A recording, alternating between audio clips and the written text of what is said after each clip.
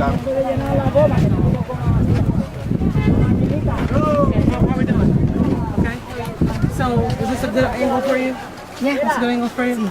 So tell me about the night of the storm, if you don't mind talking. Well, the night of the storm was very horrible, I'm telling you. It started the day before, like the 19th. It started with winds and a lot of rain. And you could feel like the rain like chopped when it started like that. Well, going the next day, when the hurricane started to come, you will feel it was horrible. You could feel it like from all the way down, like down the road, coming up, and it was like so horrible inside the house. It sounded like a demon. It was horrible. So when were you able to come out of the house? Well, we were able to come out of the house like 30th, because the day of it lasted like 3 days here. It was the day before, the day of the hurricane, and then the hurricane was the 20th, right? The 21st, you will still feel the wind and a lot of rain, a lot of flood. It was very impacting to come out of my house and to look at, all of a sudden everything was calm because I was like by the island and everything was calm. But all of a sudden, like when the tail came, we standing outside of my balcony. All of a sudden I look up, oh my God, I see like the bridge going like an arm, and I saw like the sign. I was like, I couldn't believe it. It was so horrible, it was very horrible. How long before you saw people? Well, like it took like 6 to 7 days. Fireman department, police department, F.E.M.A, everyone was from New York. I could remind one name was Dominic, and the other one was Jimmy, and they're from Long Island, and they came and they were very helpful.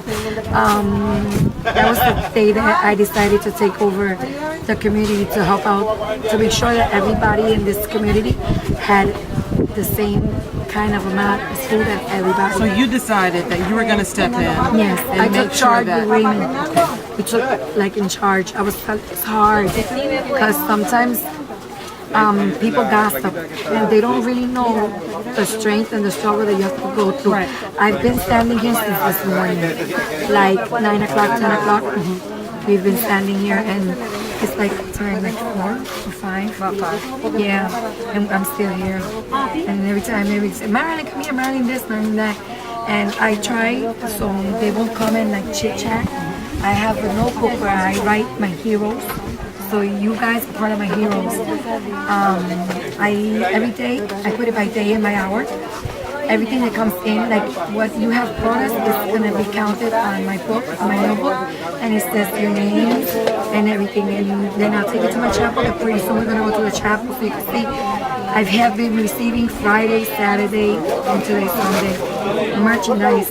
So I'm going to hand them. I'm going to make sure that not only my side, the other side of the road has the same. Tell me about when the first people came.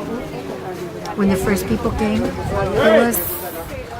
was hard. It was I felt so happy because you know that you're not at home, that you have other people that are really taking care of us. Even though we're part of the United States, your president doesn't think that we're not part of the United States, but we are. Sometimes you feel like discriminated, not because we're Latin, but I think we're all one. We should be. We should, exactly, we should be. We should be. And sometimes it's hard, but every day I pray and I tell God, please give me the strength to go over this day, to start tomorrow another day, to make sure everybody in my side of this town has food, water. Same thing I received, we're able to receive the same too. Do you think this community is stronger now? Well, right now, I think God makes things for a purpose, right?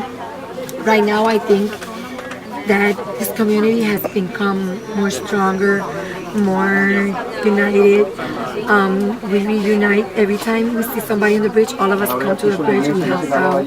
We make we look like ants, working as ants. Yeah, and we do. I think that God knows why He does this stuff for us. So I'm very grateful. I'm telling you.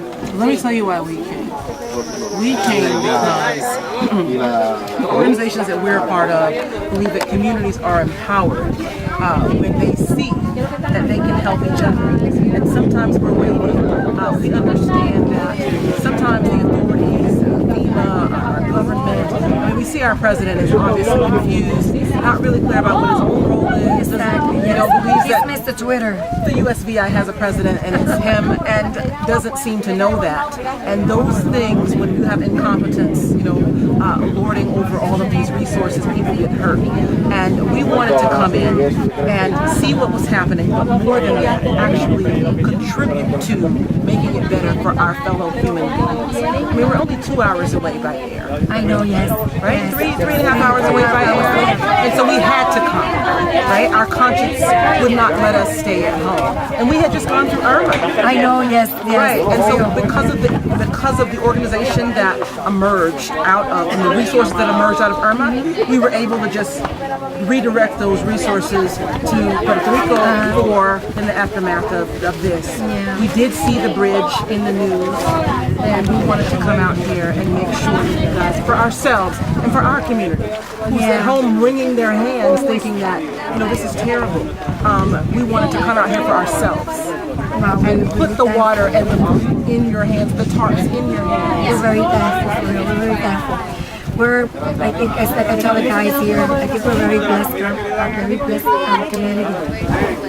This is beautiful. Thank you. And we're so glad to be here. We thank you for your hospitality, for welcoming us. I'm very thankful. So I know hardly almost all of them don't know how to speak English, and I think we're only like 2 or 3 people here that really speak it and understand it. And we try to tell everybody, to tell the people what it means, what it happened. Like when you guys came, I asked who's all the people on the other side, so I can tell them here, because they hardly don't understand. They look at you like they know you're saying something about us, and they know that you're bringing stuff to help us out, so we can feel better and make our lives a little bit easier. So tell me what you're going to do. You have no electricity now. No, we don't have no electricity. No running water. No running water. We don't have no communication by not even cell, telephone houses. If you can see all the poles of electricity and phones are out. We only had like this week that passed. I think we had service like 1 or 2 days because here Puerto Rico is Claro and AT&T, so I don't know which one of them. I know that they're united, but one day I woke up and my neighbor said, maybe you have service. That was the first day that I could contact my mom. Right.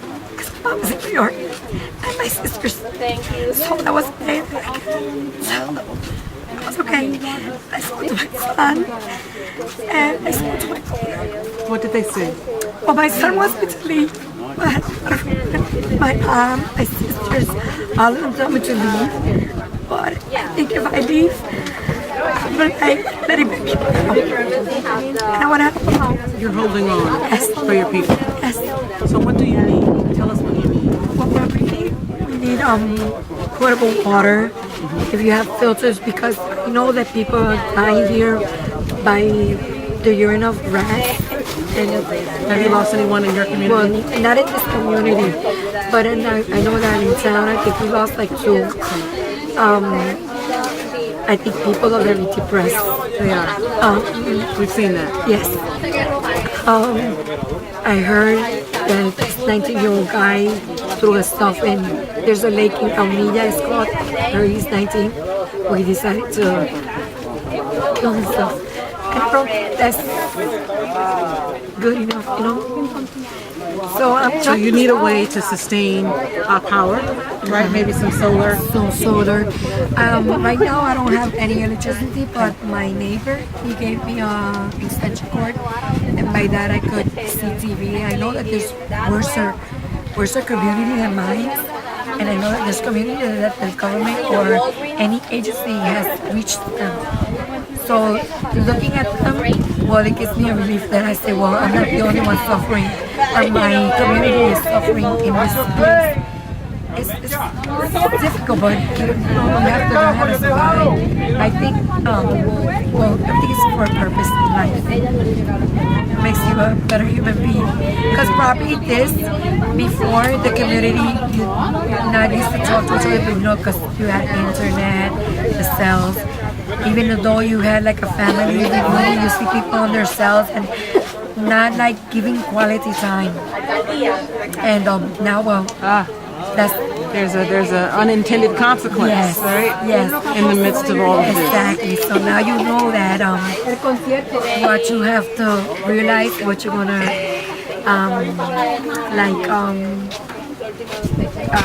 qualify. I think I use it. You're gonna treasure. What are you gonna treasure most? This reminds me. I was telling my husband before that you have to wash the dishes like my grandma used to show us. So you have to put like a pot full of soap and another pot full of water. So you rinse, you wash, and then you rinse them. So now you have to wash water. You have to wash your clothes by water. And you say, wow, well, my grandparents went through. Now I don't have to live it. So there's no electricity. There's no way you can put your washing machine or your dryer. I was a person that I had a washing machine and a dryer. And I was telling my neighbor, I don't hang anything out.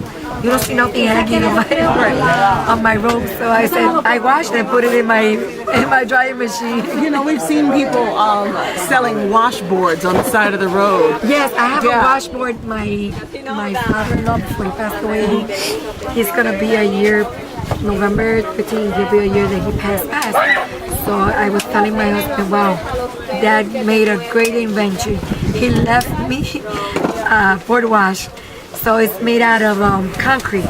Oh wow! So I don't have to I fill up the pot, the little thing that's made out of concrete, and I leave it soaking and I wash it. So I tell him here I'm doing agrofit. Instead of going to the gym, I have to agrofit. I have to wash my clothes, try to rinse it out.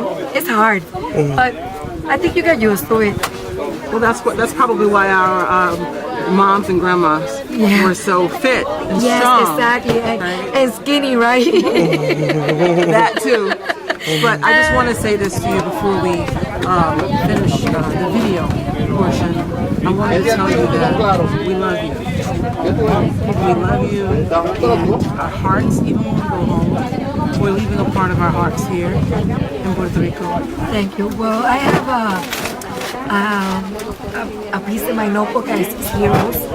So you should be very proud, all of you guys, even my camera guy. You should be proud that you're part of our heroes. We'll be back. We will be. I know we're going to get out of this and we're going to grow stronger. So. And we're going to drive back and forth across the bridge. Oh yes, that's where you're going to see me cross the bridge. That's when you're going to see me over at the other side, but meanwhile I stay here. We're going to have a picnic on both sides. Well, we will. We'll celebrate. Make sure we're going to celebrate and we're going to have you in our hearts. And we're really thankful. And we're going to see what we can do about some sustainable long-term solar.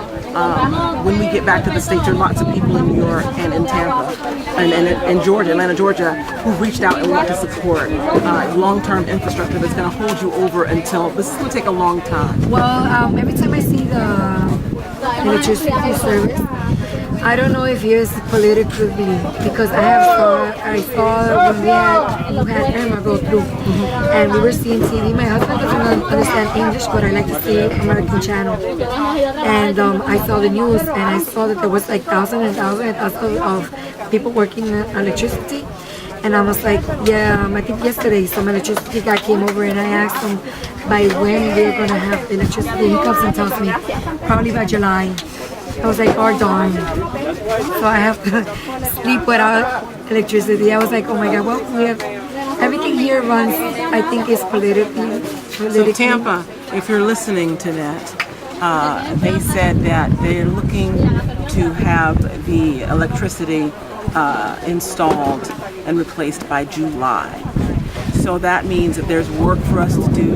If there are ways that you want to help, I don't know if you've got images of this bridge over here and how this massive structure has gone out. It's left our people here without a way to get into town, to have easy access to resources they've become accustomed to. If you look at this sign up here, this is the camp of the forgotten that you may have read about. And so this is not just, this is not tourism. We're here to lend a hand, and we're going to need you to help us build some infrastructure that's going to support these communities going forward. A year is a long time. So you guys, we know what to do. And so that's your charge. And when we get back to the mainland, we'll talk about ways in which we can generate and raise the resources to bring in this long-term infrastructure. We're not here, this is not ecotourism. We're here because there's work to be done, and we're going to bring that task back home, and we'll sort out how we can go about this together. Thank you.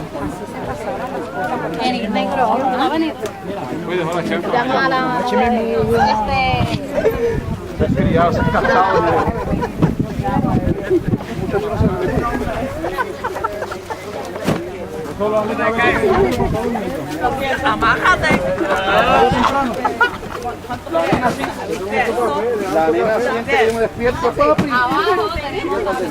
Café y chocolate, imagínate, lo puedo interactivo.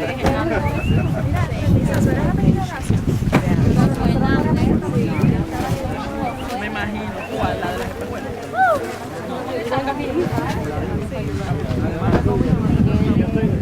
Y es la de los risitos, está jodido. Diré el de Gloria.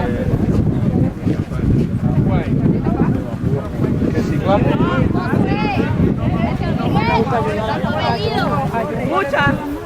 Miguel Torres. No.